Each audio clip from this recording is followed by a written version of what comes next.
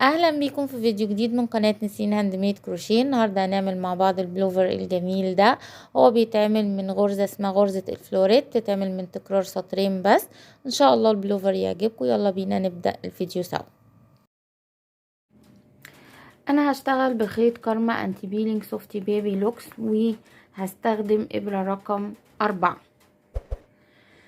هبدأ اعمل عقدة البداية، وانا هبتدي اشتغل الكود اللي تحت اللي بيبقى موجود في البلوفر، اللي هو بيبقى شكل غرزة البليسيه. فهبتدي ارتفع 12 غرزة سلسلة، 1 2 3 4 5 6 7 8 9 10 11 12. وكمان هرتفع غرزة ارتفاع اللي هي بتاعت غرزة الحشو، وهبتدي اشتغل غرزة حشو ابتداء من تاني غرزة سلسلة. هنا هسيب اول غرزة وادخل في الغرزة التانية اشتغل غرزة حشو، وفي كل غرزة هدخل اشتغل فيها غرزة حشو بالشكل ده كده. بالشكل ده كده انا اشتغلت السطر كله غرز حشو، وبقى عدد الغرز معايا 12 غرزة حشو. وهبدأ السطر اللي بعد كده هرتفع غرزة سلسلة واقلب الشغل الناحية التانية، وانا هبتدي اشتغل الغرزة بتاعتي في الضلع الخلفي، مش في الضلعين مع بعض. انا كده عندي الضلعين اهم، عندي هنا في ضلع امامي وضلع خلفي او فرونت لوب وباك لوب. هبتدي اشتغل الشغل بتاعي او الغرزة بتاعتي في الباك لوب. فهدخل هنا، هبتدي ادخل في الضلع الخلفي اشتغل غرزة حشو، وفي كل غرزة هشتغل فيها غرزة حشو في الضلع الخلفي او الباك لوب بالشكل ده كده. بالشكل ده كده اشتغلت غرز حشو في الضلع الخلفي او الباك لوب، وهبدأ اكرر تاني. هرتفع غرزة سلسلة واقلب الشغل الناحية التانية، وهدخل برضو في الحلقة الخلفية او الباك لوب اشتغل غرزة حشو. في كل غرزة هدخل اشتغل فيها غرزة حشو في الباك لوب. ده كده اللي بيدي في جزء هنا داخل لجوه، وفي جزء بارز مش عارفة باين ولا لأ. بس طبعا كل ما هتكبري الشغل كل ما شكل الغرزة هيبان. وبرضو هكرر كده في كل سطر هشتغل فيه غرزة حشو في الباك لوب. طبعا هشتغل كده بنفس الطريقة لغاية لما اوصل للارتفاع اللي انا محتاجاه. زي ما قلتلكوا انا ده بشتغل الكود اللي تحت اللي بيبقى موجود في البلوفر، فده هيبقى بعرض البلوفر، يعني هيبقى كده بالعرض. انا هشتغل كده لغاية لما اوصل للمقاس اللي انا محتاجاه، وارجع اقولكوا انا اشتغلت قد ايه. بالشكل ده كده انا وصلت للمقاس اللي انا محتاجاه، وده كده هيبقى شكله بالعرض كده. وطبعا احنا عندنا الجزء ده بنحسبه، نقول بنحسبه بغرزتين. يعني لما بنيجي بنعد هنقول كده 2 4 6 8 وهكذا. ان احنا عندنا هنا اهو جزء داخل لجوه، جزء بارز لبره، نحسب ان دي غرزة ودي غرزة ودي هنا غرزة، واللي بارز لبره ده غرزة وهكذا. احنا الغرزة بتاعتنا بتتعمل من العدد الغرز الزوجي، وبعد كده بزود عليهم غرزة. فعشان كده انا اشتغلت الجزء ده عبارة عن 98 سطر، 98 سطر حشو بالشكل ده. وكمان زودت غرزة زي ما قلت لكم فبقوا 99. يعني هي الغرزة بتبقى عدد زوجي من الغرز وبزود عليهم غرزة.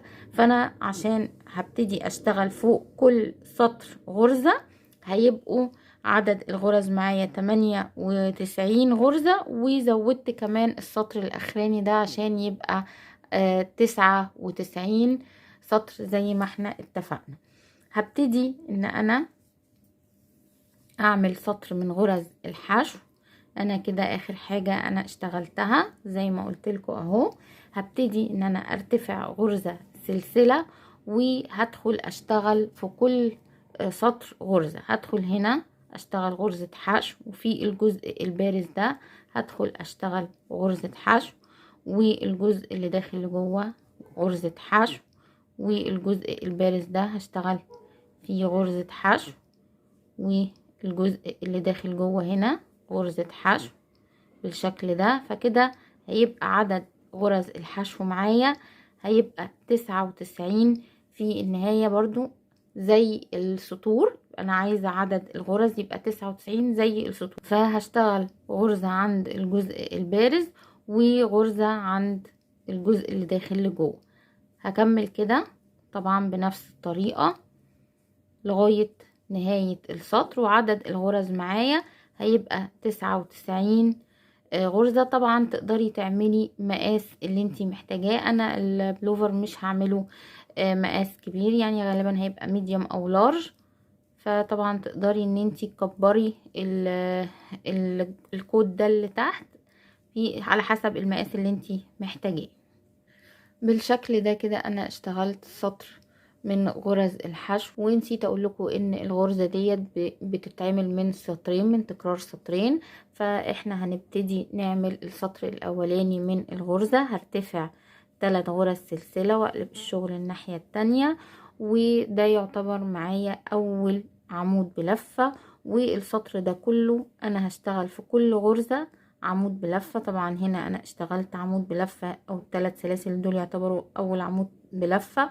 فهدخل في الغرزة اللي بعد كده هشتغل فيها عمود بلفة، وكل غرزة هشتغل فيها عمود بلفة. يعني هي السطر ده كله مش هعمل فيه حاجة غير ان انا هشتغل عمود بلفة. بالشكل ده كده انا اشتغلت السطر كله من العواميد، وبرضو عدد الغرز معايا 99 عمود بلفة. وهبدأ الغرزة بتاعتي هرتفع غرزة سلسلة وهقلب الشغل الناحية التانية، وهدخل في نفس الغرزة اشتغل غرزة منزلقة بالشكل ده كده. والغرزة اللي بعد كده هشتغل عمود بلفة، والغرزة اللي بعد كده هكرر تاني هشتغل غرزة منزلقة، واللي بعدها عمود بلفة، وهكرر كده هيبقى غرزة هشتغل فيها غرزة منزلقة واللي بعدها عمود بلفة. حقيقة الغرزة دي يعني انا لقيت اسمها بالانجليش فلوريت، مش عارفة معناها بالعربي، بس غالبا ان هي زي زهرة او حاجة، فهي اسمها غرزة الفلوريت. احنا هنكمل كده بنفس الطريقة. هدخل كده في الغرزة اللي بعد كده اشتغل غرزة منزلقة واللي بعدها عمود بلف، والغرزة اللي بعد كده غرزة منزلقة واللي بعدها عمود بلفة، وهي هتديني شكل بارز. هي غرزة بارزة او مجسمة بتبان من الناحية التانية، والغرزة دي ليها وش وظهر، ده هيعتبر ظهر الشغل وده الوش اهو. فهبدأ اكرر كده لنهاية السطر. هشتغل غرزة منزلقة واللي بعدها عمود بلف، غرزة منزلقة واللي بعدها عمود بلف.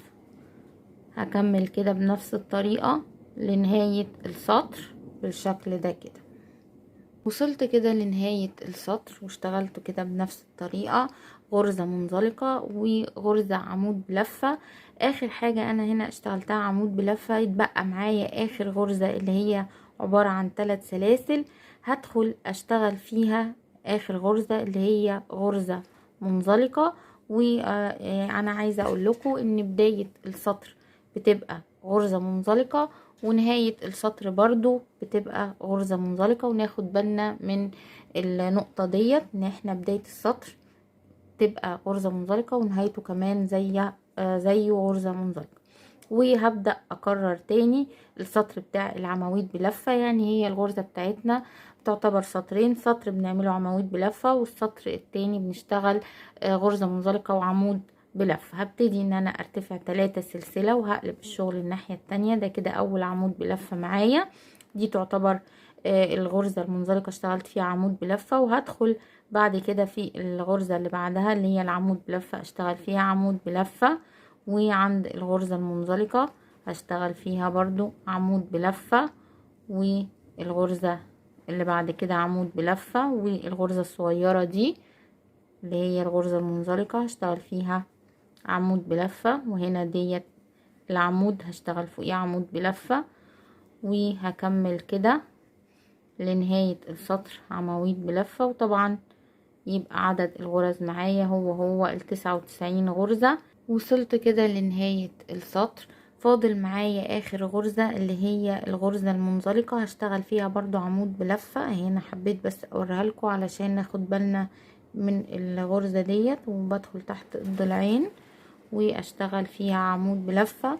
وده هيبقى شكل الغرزة بتاعتنا، هيبقى في جزء بارز اهو، هيبقى شكلها مجسم شوية، وعواميد اللي بعده، والسطر اللي بعده هعمل الغرزة تاني، هكرر هرتفع غرزة سلسلة واقلب الشغل الناحية التانية، وهدخل في اول غرزة اشتغل فيها غرزة منزلقة، والغرزة اللي بعدها هشتغل فيها عمود بلفة، واللي بعدها غرزة منزلقة، والغرزة اللي بعد كده عمود بلفة. يعني هنكرر السطر بتاع الغرزة البارزة تاني، اشتغل غرزة عمود بلفة وغرزة منزلقة. بنبدأ بالغرزة المنزلقة الأول بالشكل ده كده، نخش هنا بالشكل ده، نشتغل عمود بلفة واللي بعدها غرزة منزلقة، وهكمل كده بنفس الطريقة لنهاية السطر. والسطر اللي بعده هيبقى عبارة عن عواميد بلفة، والغرزة بتاعتنا ليها وش وظهر، ده كده هيبقى الظهر، والوش بتاعنا اللي هو الجزء البارز ده. طبعا انا هشتغل كده لغاية لما اوصل لطول اللي انا محتاجاه. هكمل كده وارجع اقول لكم انا اشتغلت قد ايه، ونعمل الحردة بتاعة الرقبة. بالشكل ده كده انا خلصت الصدر بتاع البلوفر، واشتغلت 30 سطر بارز. السطر البارز اللي هو ده انا اشتغلت 30، يعني لو هعد كده 1 2 3 4 5 6 وهكذا يبقوا 30 سطر بارز. لكن لو هتعدي السطر بتاع العواميد والسطر البارز يبقى انا اشتغلت 60 سطر، يبقى هنعدهم كده 2 4 6 وهكذا. فاضل ان انا اعمل الحردة بتاعة الرقبة هنا بالشكل ده كده. انا هبدأ اعمل الحردة بتاعت الرقبة. انا عدد الغرز معايا 99 غرزة، انا قسمت ال99 على 3، فهيبقى معايا 33 غرزة. هيبقى معايا الكتف ده 33، والكتف الناحية التانية 33، وعند الرقبة 33. يعني هبتدي ان انا اعد. طبعا هنا في الغرزة اللي هي المنزلقة، فهعد كده 1 2، او اعد 2 4 6 8 10 12 14 16 18 20 22 24 25 26 27 28 30 وعند الغرزة المنزلقة دي غرزة، يبقى دي 33. هبدأ احط الماركر بتاعي بالشكل ده، وهبدأ اعد الناحية التانية برضو 33 غرزة بالشكل ده كده. برضو انا عديت 33 غرزة من الناحية التانية وعلمت بماركر. وعندي برضو عند الرقبة مكان الرقبة ده 33 غرزة. هبدأ بقى ان انا اجيب الخيط بتاعي، وابدأ ادخل هنا في اول غرزة. اول غرزة معايا اللي هي الغرزة المنزلقة اهي، اللي هي ديت تعتبر دي غرزة منزلقة. هدخل فيها بالشكل ده وهسحب الخيط، وهبدأ ان انا ارتفع 3 سلسلة. 3 سلسلة هنا لان انا اخر سطر معايا السطر اللي بارز، فالسطر اللي بعديه اللي هو السطر بتاع العواميد، فانا هرتفع كده دي اول سلسلة، وبعد كده هرتفع كمان 2 سلسلة بالشكل ده كده، وهبدأ اشتغل الغرزة بتاعتنا عادي. انا هدخل في كل غرزة من ال33 اشتغل فيها عمود بلفة، لان زي ما قلت لكم ده السطر التاني. فهبدأ ادخل في كل غرزة اشتغل عمود بلفة اللي هو السطر بتاع العواميد بالشكل ده، وهدخل هنا عند الغرزة المنزلقة اشتغل فيها عمود بلفة بالشكل ده، واحاول انضف معايا الخيط بالشكل ده كده اهو، وهدخل كده عند كل غرزة هشتغل فيها عمود بلفة لغاية لما اوصل عند الماركر هنا. بالشكل ده كده انا وصلت عند الماركر. كمان الغرزة اللي عند الماركر هدخل اشتغل فيها برضو عمود بلفة. هشيل الماركر كده وهدخل اشتغل في الغرزة اللي هي 33 اشتغل فيها عمود بلفة بالشكل ده، وهبتدي ارتفع غرزة سلسلة وهقلب الشغل الناحية التانية، وهشتغل السطر اللي بعد كده اللي هو السطر بتاع الغرزة البارزة. هدخل هنا في اول غرزة اشتغل غرزة منزلقة، وفي الغرزة اللي بعدها هعمل عمود بلفة، واللي بعدها غرزة منزلقة، واللي بعدها عمود بلفة. يعني هشتغل الغرزة بتاعتي عادي خالص بالشكل ده. هشتغل كده بنفس الطريقة لنهاية السطر. بالشكل ده كده وصلت لنهاية السطر، وهرتفع بعد كده السطر اللي جاي 3 سلسلة وهقلب الشغل الناحية التانية، وهشتغل اخر سطر معايا اللي هو هيبقى عواميد بلفة. يعني هيبقى كده انا يعتبر اشتغلت او هشتغل 3 سطور. ابتديت بعواميد بلفة، واخر سطر برضو معايا اللي هو العواميد بلفة. هشتغل كده لنهاية السطر في كل غرزة عمود بلفة. بالشكل ده انا وصلت لنهاية السطر، واخر غرزة معايا اللي هي الغرزة المنزلقة هدخل اشتغل فيها عمود بلفة وناخد بالنا منها بالشكل ده. يبقى انا اشتغلت في 33 غرزة رايح جاي، اشتغلت 3 سطور، وهبدأ ان انا انهي الشغل بتاعي، وهسيب جزء من الخيط طويل شوية عشان هخيط بيه الكتاف يعني مع بعضها. هبتدي اقص الخيط بالشكل ده واسحبه كده، وهبدأ اعمل في الكتف التاني بالظبط زي ما عملت في الكتف ده. بس هدخل المرة دي الكتف التاني مش هشتغل من الحرف هنا، لا انا هشتغل من عند الماركر عشان اتجاه الشغل كله يبقى في نفس الاتجاه. يبقى انا اشتغلت الكتف ده بالشكل ده رايح جاي رايح جاي كده. فانا هبتدي الناحية دي من عند الماركر هنا، هدخل واسحب الخيط اهو، وابتدي ارتفع 3 سلسلة. دي كده اول سلسلة، كمان هرتفع 2 كمان، وهبدأ ادخل في كل غرزة اشتغل فيها عمود بلفة. يعني هعمل بالظبط ال3 سطور زي ما انا اشتغلتهم الناحية دي، هشتغل هنا برضو 3 سطور وارجع لكم. بالشكل ده كده انا عملت الحردة بتاعت الرقبة. ادي اهي الرقبة، وهنا ده الكتف الاولاني وده الكتف التاني، وانا اشتغلت بالظبط قطعة تانية زيها بالظبط بنفس المقاس بنفس حردة الرقبة برضو اهو. هبدأ اشتغل الكم بتاع البلوفر. هعمل برضو الجزء البليسيه زي ما عملناه في الكود بتاع البلوفر من تحت. هبتدي ان انا ارتفع برضو 12 غرزة سلسلة، 3 4 5 6 7 8 9 10 11 12 وكمان غرزة ارتفاع، وهدخل اشتغل في كل غرزة غرزة حشو. يعني بالظبط زي ما احنا عملنا الجزء البليسيه بتاع البلوفر هنعمل في الكم.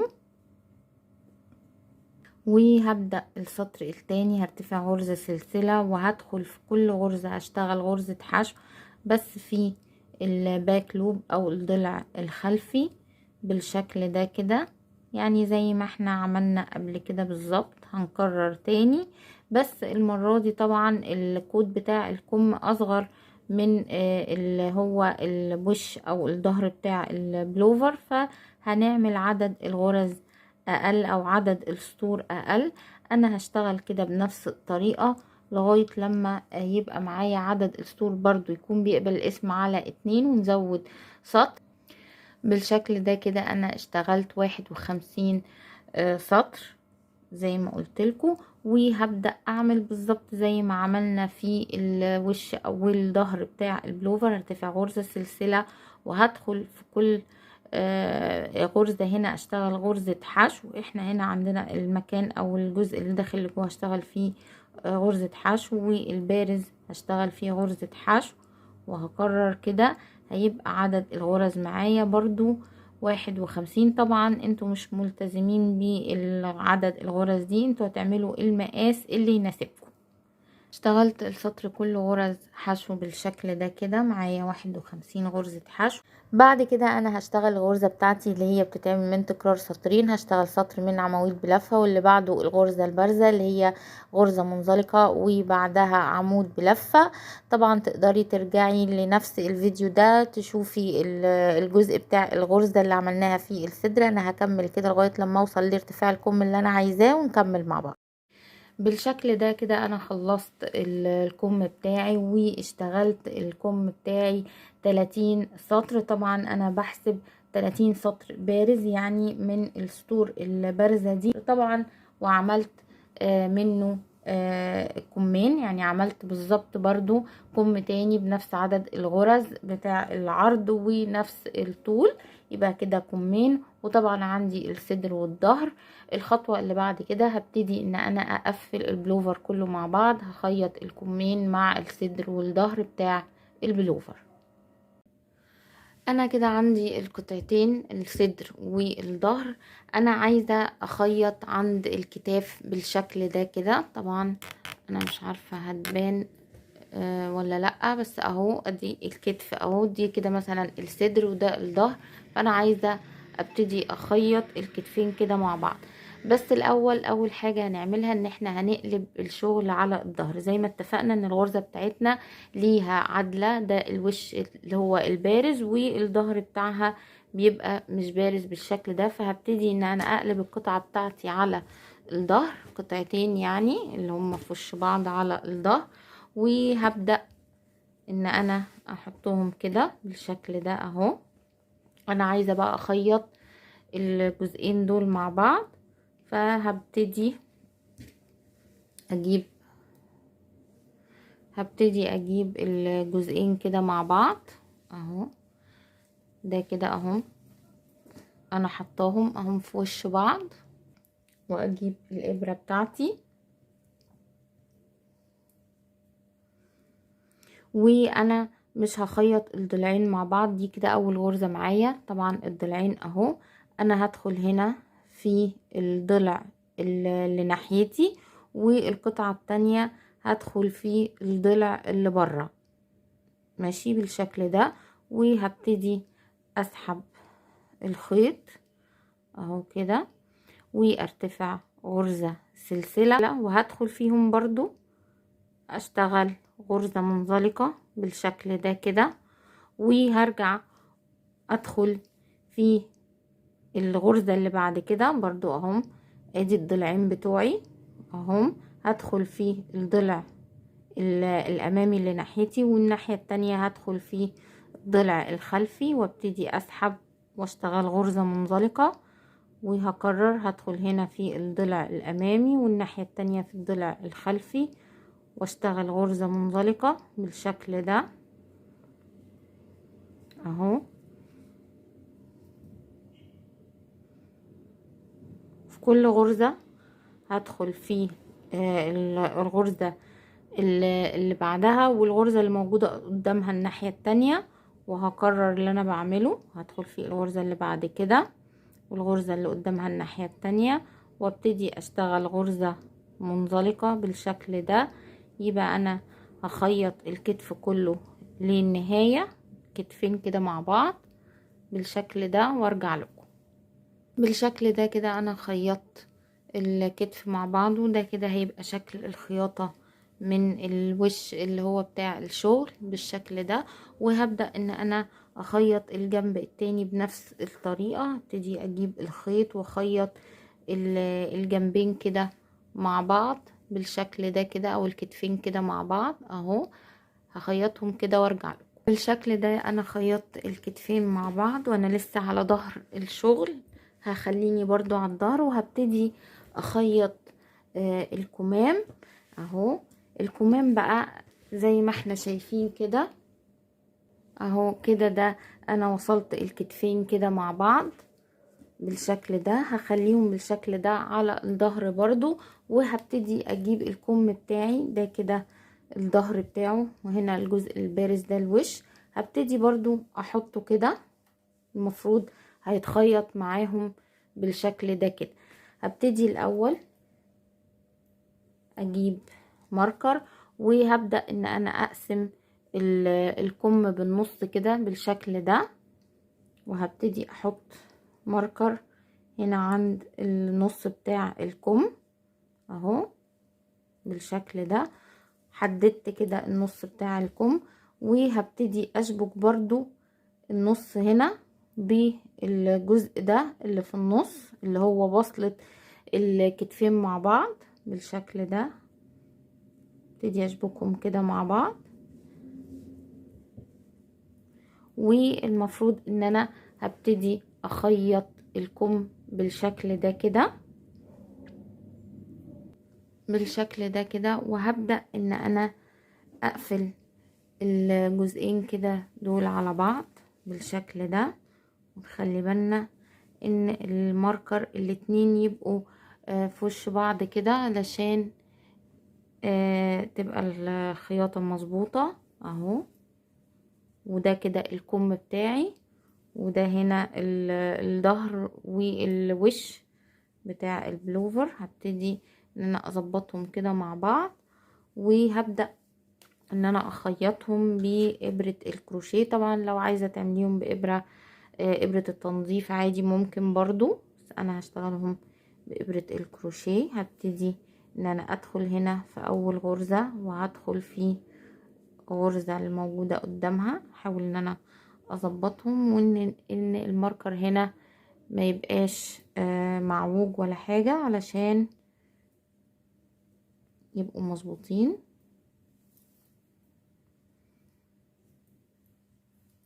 طبعا ده الخيط الجزء اللي انا ببقى سايباه طويل شوية علشان اخيط منه، وابتدي ان انا اسحب وارتفع غرزة سلسلة، وهدخل تاني في نفس الغرزتين مع بعض اشتغل غرزة حشو.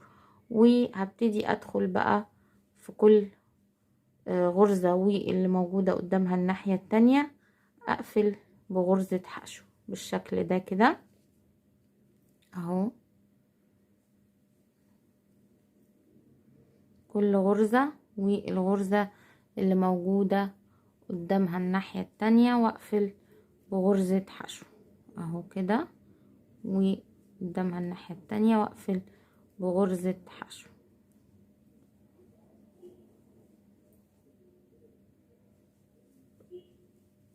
بالشكل ده.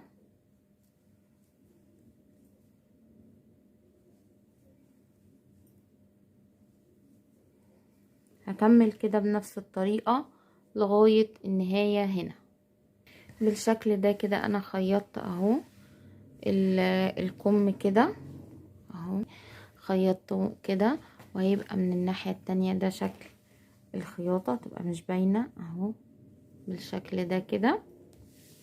فاضل ان انا اخيط الظهر مع الظهر، والكم كده المفروض هنقفله مع بعض. فانا هبتدي برضو اخلي لسه انا على ظهر البلوفر، هبتدي بقى اتنيه بالشكل ده كده اهو بالشكل ده. حطيت كده الظهر والوش على بعض، وهبدأ ان انا اخيط الظهر والصدر، وهخيط كده كمان من تحت الإبط لغاية الكم مع بعض اهو بالشكل ده كده. وانا هنا هخيط الجزء البليسيه ده مع بعضه. فانا عندي ناحية فيها ضلعين، والناحية التانية اللي هي فيها بيعتبر ضلع واحد اهو. فانا هبتدي الناحية اللي فيها الضلعين هبتدي ادخل في ضلع واحد بس اللي هو الفرونت لوب اللي ناحيتي، وهدخل الناحية التانية في الضلع الموجود هو ضلع واحد، وهبتدي اسحب الخيط بالشكل ده، وهرتفع غرزة سلسلة، وهدخل تاني في نفس المكان، وهسحب الخيط وابتدي اقفل بغرزة حشو بالشكل ده. وهكرر هدخل في الغرزة اللي بعد كده في ضلع اللي ناحيتي، والغرزة الموجودة قدامها الناحية التانية واقفل بغرزة حشو، وهكرر الغرزة اللي هدخل في الغرزة اللي بعد كده الضلع اللي هو ناحيتي او الفرونت لوب، وهدخل في الغرزة اللي موجودة قدامها الناحية التانية، هكرر الغرزة اللي بعدها هدخل في الضلع الامامي واللي موجودة قدامها الناحية التانية، وهقفل بغرزة حشو بالشكل ده. هكرر كده في كل غرزة لغاية نهاية البليسيه كده وارجع لكم. بالشكل ده كده انا خلصت الجزء البليسيه، وده كده شكله من الوش بتاع الشغل. انا عملت كده علشان تبقى الجزء البارز ده زي بعضه مش هيبقى باين اهو. وهبتدي بقى ان انا اكمل خياطة الجنبين مع بعض. اخلي بالي اهم كده الجنبين انا هخيطهم مع بعض. اخلي بالي بقى وانا بخيط ان هنا في خطين اهو، الخط ده والخط ده الناحية التانية يبقوا قدام بعض في الشغل. فانا وانا بخيط اراعي النقطة دي عشان ما يبقاش فيه غلط اهو. انا هخلي كده، هدخل هنا وفي الغرزة الموجودة قدامها الناحية التانية واقفل بغرزة حشو، وهكرر كده في كل غرزة الغرزة الموجودة قدامها الناحية التانية وهقفل بغرزة حشو. نخلي بالنا ان الغرز تبقى قدام بعضها او الخطوط قدام بعضها علشان ما يبقاش الشغل في ناحية اطول من ناحية اهو. بالشكل ده كده اهو يبقوا قدام بعض، والخياطة من الناحية التانية هتبقى ده شكلها مش هتبقى باينة. بالشكل ده انا هخيط كده بنفس الطريقة كل الجنب ده، وهاجي برضو عند تحت الابط كده عند الكم هبتدي اخيط برضو الجزئين دول كده مع بعض، وهنزل اخيط الكم مع بعضه. وعند الجزء البليسيه برضو ان انا هشتغل بنفس الطريقة، بس المرة دي هيبقى الغرز هنا بالعكس، ان انا عندي هنا ناحيتي اللي هي فيها غرزة واحدة والناحية التانية اللي فيها الضلعين. فانا هبتدي اشتغل في الضلع ده، والضلع التاني هاخد الغرزة اللي هي الباك لوب. بالشكل ده هدخل كده عند الضلع ده والضلع التاني هدخل في الباك لوب، يعني عكس اللي انا عملته في البداية هنا. هكمل كده الجنب ده وكمان الجنب التاني هخيطه بنفس الطريقة، ونرجع نكمل او نخلص البلوفر مع بعض. هيتبقى عندنا الجزء بتاع الرقبة نيجي نقفله مع بعض. بالشكل ده كده انا خلصت الخياطة بتاعت البلوفر من الجناب والكمام. فاضل ان انا اعمل عند الرقبة هنا خياطة علشان تديني شكل حلو، وكمان تضيق الرقبة شوية. هجيب الخيط بتاعي وانا كده على وش الشغل العدل هبتدي ادخل من اي غرزة. هحاول بلاش الجنب هنا بتاع الرقبة علشان انا هبتدي اعمل تناقص هنا فما يضايقنيش. فادخل في اي غرزة هنا، وليكن مثلا هنا هدخل عند الغرزة المنزلقة وهبتدي اسحب الخيط، ارتفع غرزة سلسلة بالشكل ده، وهدخل في نفس الغرزة اشتغل غرزة حشو بالشكل ده كده، وهدخل في كل غرزة هشتغل فيها غرزة حشو كده. دي الغرزة اللي هي فيها العمود بلفة، والغرزة اللي بعدها اللي هي الغرزة المنزلقة بالشكل ده. هشتغل في كل غرزة غرزة حشو لغاية لما اوصل قبل عند الخياطة هنا او قبلها، يعني لغاية هنا، وارجع نعمل تناقص في الجزء ده مع بعض. يعني هشتغل الجزء ده لغاية هنا بالشكل ده كده. انا اشتغلت غرزة حشو اهو لغاية هنا. نخلي بالنا اهو ده الجزء اللي عند الكتف، لو انتوا مش متخيلين معايا انا بشتغل في ايه اهو. ده هنا الكتف اهو، ده الكتف من فوق. انا اشتغلت غرز حشو عادي خالص لغاية النهاية. هنا بقى الكتف، في هنا السطر بتاع العمود بلفة، وهنا الغرزة، وهنا سطر العمود بلفة. انا هشتغل هنا غرزة حشو، وهنا غرزة حشو عادية عند الغرزة البارزة دي، وهاجي عند العمود بلفة هعمل فيه تناقص. هشوفكم اوريكم ازاي اهو. هدخل هنا عند الغرزة دي هشتغل فيها غرزة حشو، والغرزة البارزة هدخل اشتغل فيها غرزة حشو. هاجي هنا هدخل اشتغل فيها غرزة حشو ومش هكملها لاني هعمل تناقص. هسيب هنا ده وهدخل عند الجزء بتاع العمود بلفة الناحية التانية برضو، وهشتغل غرزة حشو مش هكملها، وهسحب الثلاث حلقات. يبقى انا عملت تناقص، اشتغلت يعتبر غرزتين في غرزة واحدة، وهلف الشغل معايا.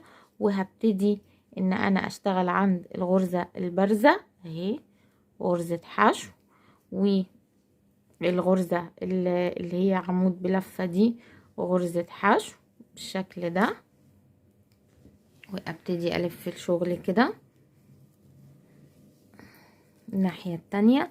وهبدأ ادخل في كل غرزة اشتغل فيها غرزة حشو بالشكل ده اهو،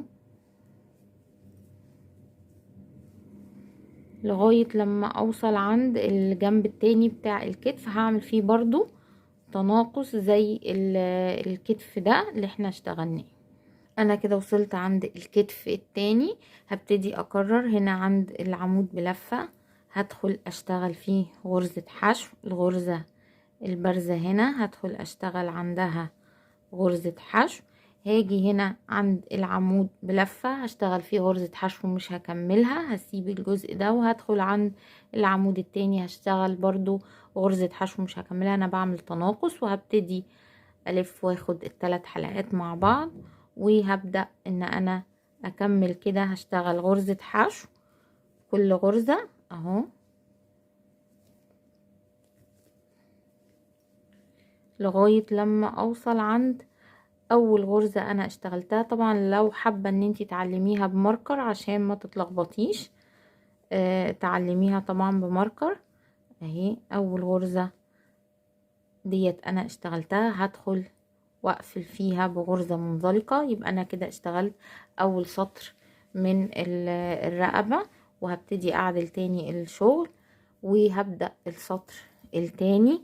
هبتدي ارتفع غرزة سلسلة، وهدخل في نفس الغرزة اشتغل فيها غرزة حشو، وفي كل غرزة هشتغل فيها برضو غرزة حشو لغاية لما اوصل عند الكتف برضو قبل الغرزة اللي انا عملت فيها التناقص، وهرجع لكم. بالشكل ده كده انا اشتغلت غرز حشو لغاية لما وصلت عند غرزة الحشو اللي انا عملت فيها تناقص في السطر اللي فات قبلها بغرزة. يعني هي دي الغرزة اللي انا عملت فيها تناقص في السطر اللي فات قبلها بغرزة اهي انا ما اشتغلتهاش. يعني اهي دي كده الغرزة بتاعت التناقص، وفي غرزة قبلها انا ما اشتغلتهاش. هبتدي ان انا اعمل تناقص. طبعا لو تحبي ان انتي تعلميها بماركر عشان ما تتلخبطيش برضو ممكن تعلميها. هتبتدي تدخلي في الغرزة دي، والغرزة اللي انا كنت عاملة فيها تناقص هبتدي اعمل فيها برضو تناقص اهو. اشتغلت غرزتين في غرزة واحدة، وكمان الغرزتين اللي ورا بعض بعد كده هعمل فيهم تناقص. يبقى انا السطر ده عملت غرزتين ورا بعض فيهم تناقص، وهبتدي اشتغل غرز حشو عادية خالص. ابتدي الف الشغل وابتدي اشتغل غرز حشو لغاية برضو لما اوصل عند الغرزة بتاعة التناقص اللي في الكتف التاني قبلها بغرزة. وصلت كده عند الغرزة اللي انا عملت فيها تناقص في السطر اللي فات.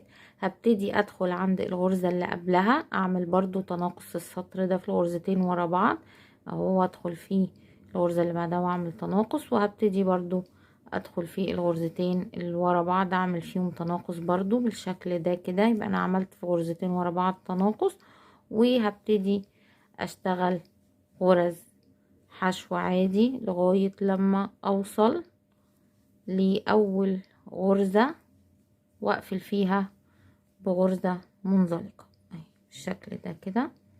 وابدأ اشتغل السطر اللي بعد كده. هرتفع غرزة سلسلة وادخل في نفس الغرزة اشتغل غرزة حشو، وهكرر هشتغل غرزة حشو في كل غرزة لغاية لما اوصل برضو عند غرز اللي انا عملت فيها تناقص.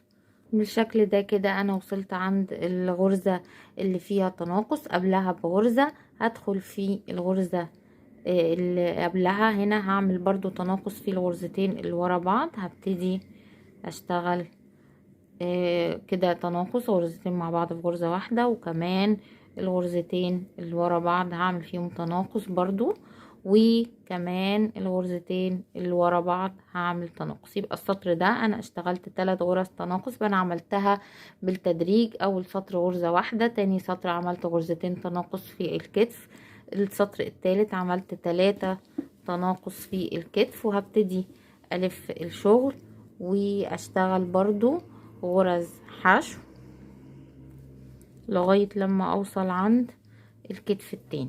بالشكل ده كده انا وصلت عند الكتف اهي. الغرزة اللي انا عاملة فيها تناقص قبلها بغرزة هدخل فيها، وادخل في الغرزة اللي بعدها اعمل تناقص تاني، والغرزتين اللي ورا بعض كمان تناقص، والغرزتين اللي ورا بعض برضو تناقص بالشكل ده كده. وهدخل كده اشتغل غرز حشو لغاية لما اوصل عند اول غرزة انا اشتغلتها. هدخل اقفل بغرزة منزلقة بالشكل ده. هبتدي ادخل تاني، خلاص انا مش هعمل بقى تناقص تاني ولا حاجة. هبتدي ان انا اشتغل غرز نص عمود. هبتدي ارتفع غرزتين سلسلة، وهدخل بقى في كل غرزة هشتغل فيها غرزة نص عمود بالشكل ده، داير ما يدور حوالين الرقبة كلها. هشتغل غرز نص عمود من غير ما هعمل تناقص.